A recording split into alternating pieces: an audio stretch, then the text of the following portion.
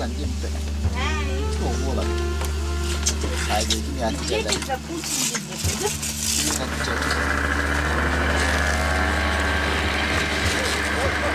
Дядя Захара, тетрадка. По ней считать. Какая у нас профессия без математики не может? Любая. Да?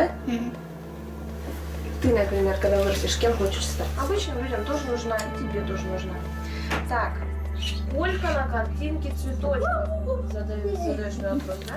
Можно все нахуй? Это наш Путин Владимир Владимирович. А вы же говорили, что Путин лысый. Смотри, а тут он не лысый. Выросли волосы.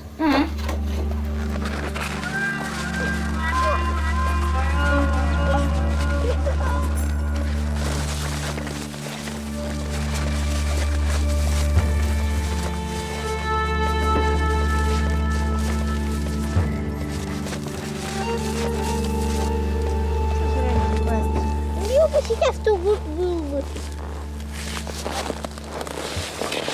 Иногда повыше рождаются слишком слабые.